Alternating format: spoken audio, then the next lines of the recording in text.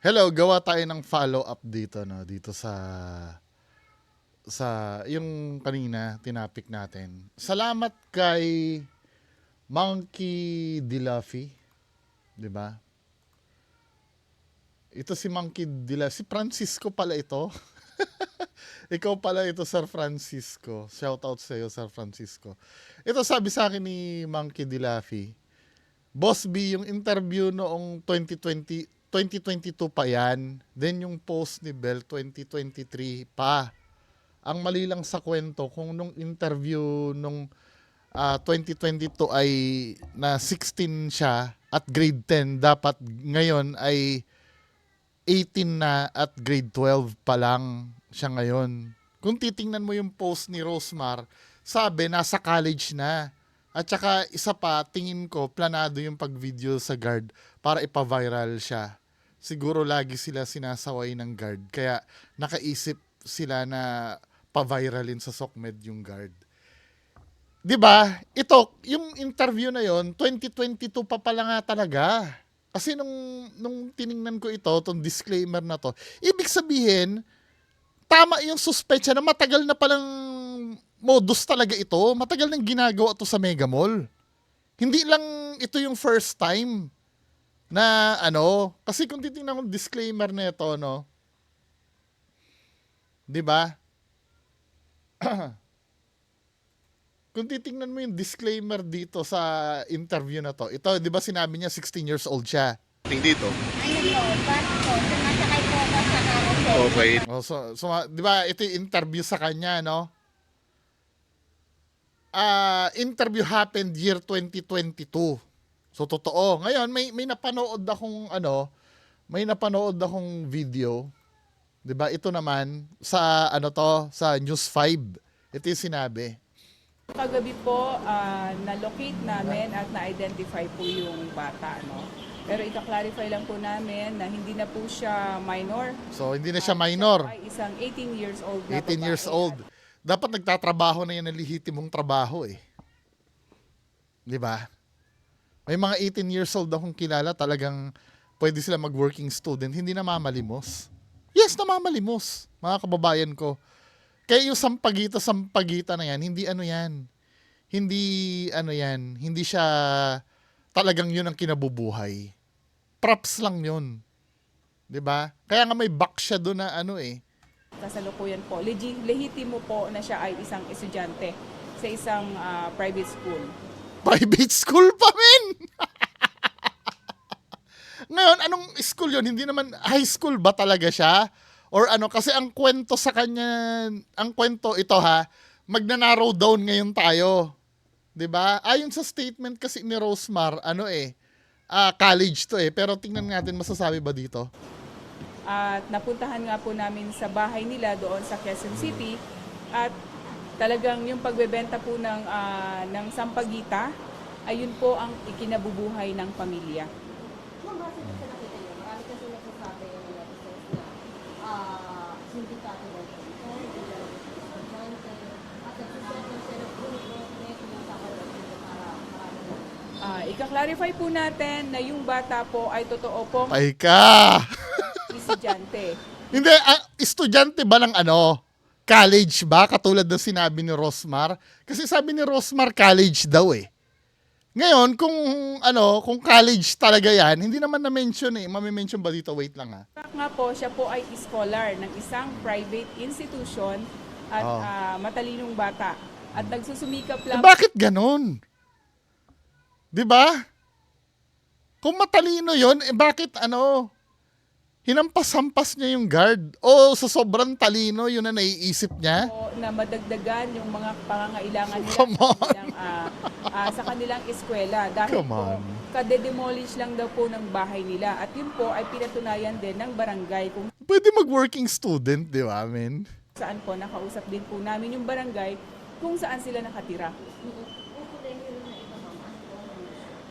Yung kolehiyo po, siya po ay naka-enroll sa College talaga! BS MedTech. College talaga! So yung niya, modus talaga yon, fake na high school student to. College pala talaga. Eh di fake din, fake na kung ano yung pinoportray niya, lehitimong estudyante ng college. So confirm yung yung sinabi ni Rosmar na college ito.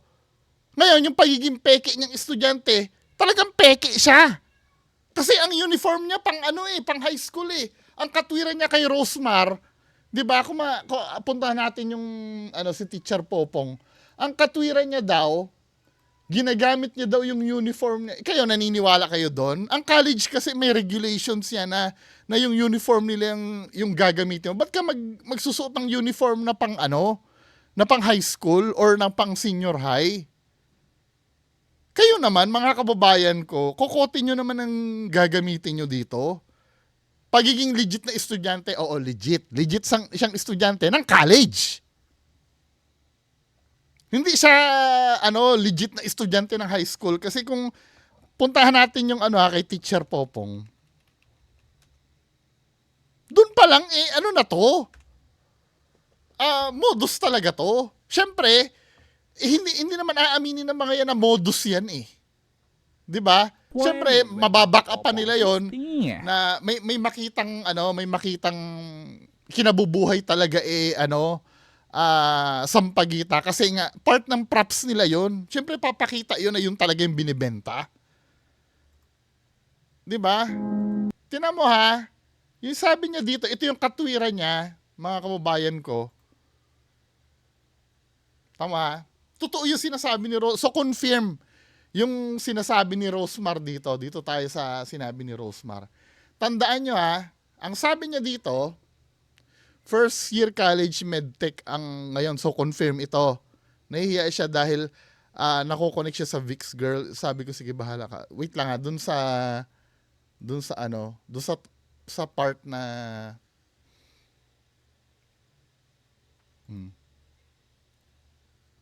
By the way, iisa lang daw yung uniform niya. Kaya, ang ginagamit niya, yung senior high uniform niya, pag nilalaban niya. Do you believe that bullshit? Naka-enroll ka sa college, tapos ang gagamitin mo uniform pang high school. Abay, kahit mahirap ako, hindi ko gagamitin yun yung pang high school. Medtech, medical yan, di ba? Supposed to be naka-all white ka dapat niyan. Tapos, papasok ka, naka-pang high school. Di ba? Kabullshitan ito. Hindi, ibabay nyo ba yon? Iisa lang daw ang uniform niya. I-rewind natin ng konti ha. Kasi ito yung dahilan niya Nung na-question siya, bakit naka-uniform ka? By the way, iisa lang din daw ang uniform niya. Kaya ginagamit niya ang senior high school uniform niya ay pag nilalabahan niya yung uniform niya mismo. Ginagamit niya bang pamasok yon o ginagamit niya pang modus? Kasi kapag naka-all white ka, kasi ay uniform niyan all white pag medtech ka, di ba? I don't know kung pag first year college ka, naka-all white ka na. Kasi sa nursing, black pants kami pag freshman Mga third year college na yung naka-all white. Pero I don't know, kahit na, may uniform ang college Hindi imposibleng gamitin mo yon. Siguro, scholar, pinermisuhan siya na na gamitin yung pang high school. Ginagamit niya yung pang high school sa panlilimos. Panlilimos niya ginagamit yon. Kaya kung ang argument peking estudyante siya, legit, pero yung estudyante na pinoportray niya, 'di ba? Na pang kasi matagal niya nang ginagawa since 2022, ganyan na pala yung ginagawa niya Nagsasampagitan na siya noon 'Di ba? Kung tutuusin, pwede siyang mag-working student. 18 na siya. Hindi ka kikita sa maliban na lang kung talagang malakas ang kitaan pagka naka-uniform ka at namamalimos ka. 'Di ba?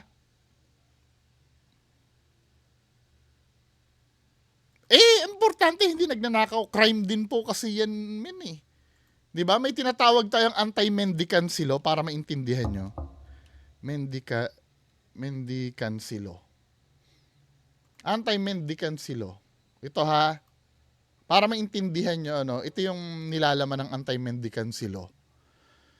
Anti-mendicancy law in the Philippines Presidential Decree number 1563, also known as Mendicancy Law of 1978, The law aims to end begging in the Philippines by providing care for children and minors who beg, and by punishing those who beg and those who support begging.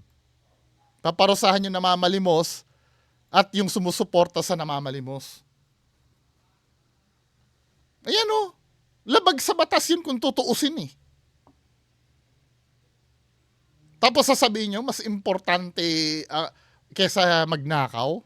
Parehas lang naman na ano yan eh, nalabag sa batas eh. O bakit hindi ipakulong?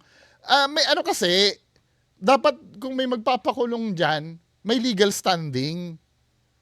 Diba? Tsaka, sino ba mag-aabalang magpakulong dyan? Pero ang bottom line dito, illegal din lang naman ang ginagawa niyan eh. Ba't di siya magtrabaho ng ng lehitimo? 18 na pala siya eh. Diba? Pwede ka mag-cruise sa Jollibee, I'm so sure. Kaya lang, mahirap yon. Mas madali kasi yung magdala ka ng box doon na magbe-Merry Christmas ka doon sa Mega Mall. Ilang taon niya na palang ginagawa yon. So meaning, kung 2022 pa siya ng interview na nagbebenta ng sampagita doon sa lugar na yon, malamang medyo nakukulitan na sa kanya yung mga guard doon. Meron ng may history na siguro yan na it is safe to say na may history na pala yan na talagang matagal niya nang ginagawa doon. Kaya yung ginawa, yes, inuulit ko ha, hindi naman talaga maganda yung ginawa ng guard. Pero I do believe na may pinag-ugatan na yon. 'Di ba?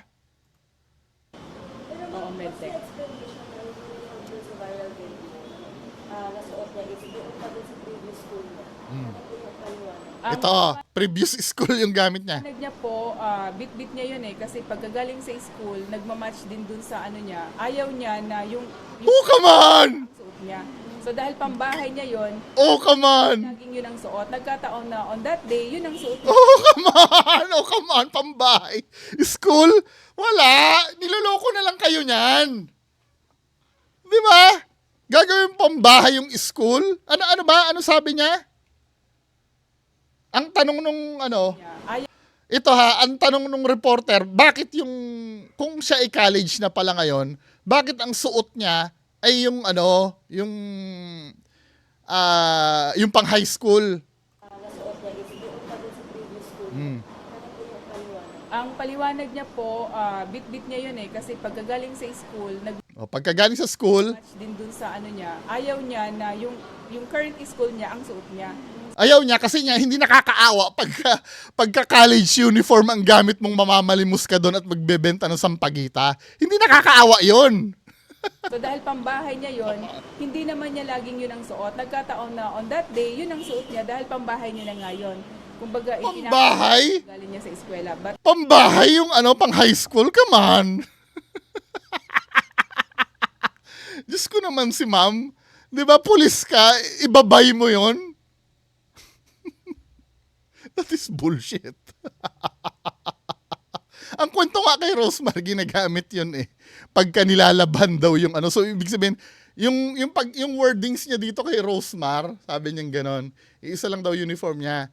Kaya ginagamit niya yung senior high uniform niya pag nilalaban daw yung uniform niya mismo. So, ibig sabihin, sinasubstitute niya yun doon sa school.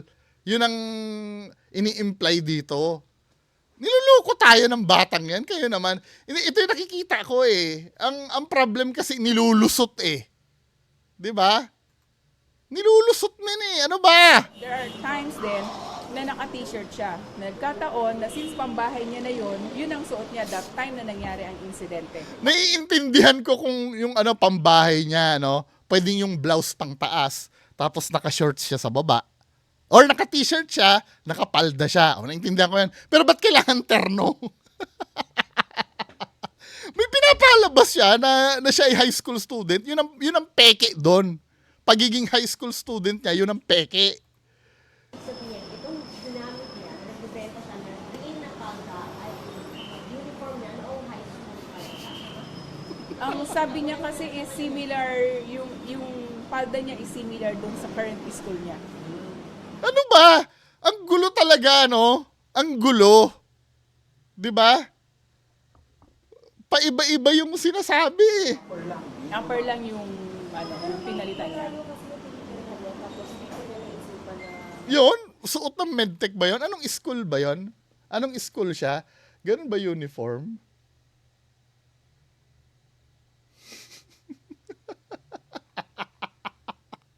Ano ba? Pasikot-sikot yung ano, yung dahilan. Ang sabi niya, kaya siya dito sa may Mandaluyong area nagtitinda kasi mas mabilis yung Alin? mas mabilis ang kanyang benta. At kung titingnan din po natin, isang sakay lang po siya sa bus from Mandaluyong to QC, tapos pwede na po siya Wala. maglakad papunta doon. Hindi na siya kasi makaporma sa sa SM North. 'Di ba? Kasi pinutol na yung footbridge doon eh. Ang malakas doon kasi sa may, between Trinoma and doon sa Concentrix kasi parang bantay sarado na rin 'yon. 'Di ba? Come on. Ano ba mga pulis na 'to? Para namang hindi kayo Sa kanilang bahay from EDSA, pwede na pong lakarin or pwede rin po siya mag-tricycle base sa pag kung bakit sa pagbisita niyo, anong pinagkakakitaan mo? Ang pinagkakataan po ng mga magulang is pagbebenta po ng sliced fruits sa kalye, no? Nagkakariton. At yan nga po, yung pagbebenta ng sampagita. At yung nga po, nabanggit ko kanina, nakaka-demolish lang ng bahay nila. So yung pinopromote pa yung pagpapaawa no? pinag-ipunan nila ng Oh. sana nila, kasi 50% na lang naman ang binabayaran nila sa kanyang school. Oh, kawawa naman. Kawewe. Tuition fee is napunta doon sa pagbili ng rights na bahay, no?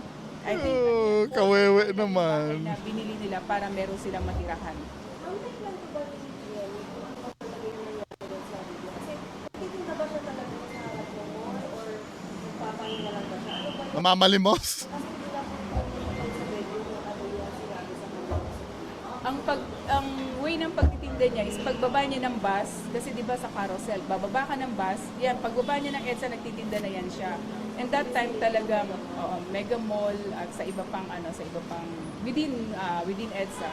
At yung panahon na yan, syempre naglakad siya ng mahaba, nagpahinga siya, umupo. Tapos yun yung nangyari with the security. Oh, nagpahinga lang naman pala. Pero isn't it abnormal na biglang ganun ang inakto ng security guard? 'Di ba? Sana intindihin niyo din ano ba yung ginawa ng security guard. Ba't siya biglang hinablot 'yon? Maybe mali, no? Inuulit ko ha, mali yung paninipa at mali yung pagsira ng paninda. 'Di ba? Pero I believe may reason 'yun kung bakit ganun ang ginawa ng security guard. Siyempre version ito ng bata eh. Yung paggamit niya na nga ng uniform kaduda-duda na eh, 'di ba? Hindi niya raw po alam niya na nagbebenta rin yon pero hindi niya po kasama na taga Quezon Eh, di ba may picture na kasama yung batang 'yon?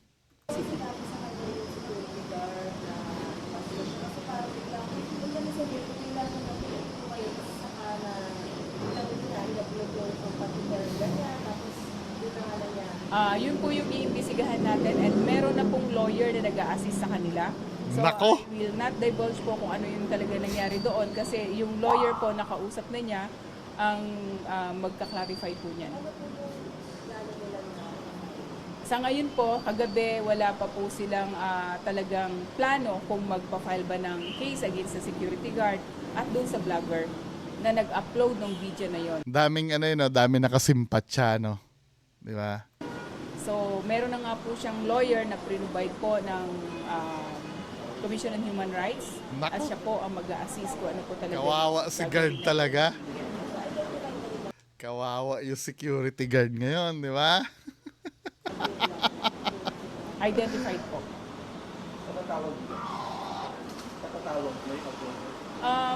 Depende po sa pamilya kung talaga magpupush po sila ng kaso against the vlogger at saka doon sa Yan. security guard. Kasi sa kagabi po is wala pa po silang desisyon. Kaya 'Di ba? Dito natin malalaman kung sino ang tama, kung sino magpupush ng kaso. Ngayon, hindi makapag-decide kung magpupush ng kaso eh. Bakit ka mag-aalangan? Kayo yung naapi. Kasanggan nyo ang buong Pilipinas, di ba? Di ba? Huwag kayo mag-alangan. Demanda nyo yung gwardya.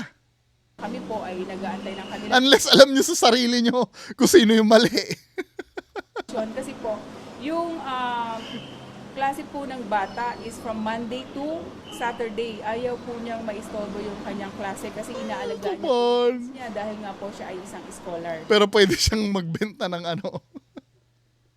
That is bullshit. Nung private institution. Kung nung nangyari yung incident na pag-iwan niya, na alam niya na yung video sa kanya. Hindi niya po alam kasi Kasi December pa pala. Yes, December 17, 2024 po nangyari yon at initially na-upload na yan pero nakiusap sila na tanggalin tapos in-upload ulit kahapon nung Sino nakiusap na tanggalin? Yung bata? vlogger. Yun po, papabulaanan namin base po sa aming nakita together with the Commission on Human Rights Lawyers, yung mga barangay Baudes officers natin to include po yung ating Quezon City Police District personnel. Pinuntahan po talaga namin sa bahay at hindi po totoo na sila ay isang miyembro ng sindikato na nagbebenta at namamalimos within the general areas of NCR. Pero yung pagiging, ito ha, yung pagiging sindikato, paano nyo ba ma-define yan, men? 'Di ba? Kapag yan ay isang grupo na sila, let's say isang pamilya, syempre hindi naman hindi naman mahahalata yun sa una eh. Lahat ng cover up gagawin ng mga yan. Kami po ay may hirap, kami po ay nagtitinda ng prutas, 'di ba? Hindi naman nila siguro may mag-iimbestiga sa kanila. Aaminin ba nila yon, men? 'Di ba? Yun ngang ang pinaka major red flag dito mga kababayan ko, yung sa uniform. Hindi ako naniniwala doon na na sige, pinapambahay mo yung uniform. Okay lang men kung halimbawa pinambahay mo yung uniform, palda, tapos naka-t-shirt ka. Pwede naman. May gumagawa nun. Tapos, pwede naman mangyari, blouse lang yung suot mo, naka-shorts ka naman. 'Di ba? Pero yung itatambal mo pa, yun. Kayo, bahala kayo, Bahala kayo. Pero may deception na nangyayari eh. 'Di ba? May deception na nangyayari. At yung pag-file ng kaso, parang hindi rin nila gusto eh. Anyway, ito ay paglilinaw lang naman. Salamat doon sa nag-inform sa akin na 2022 pa pala yan. Yun lang po, maraming salamat. Bye-bye!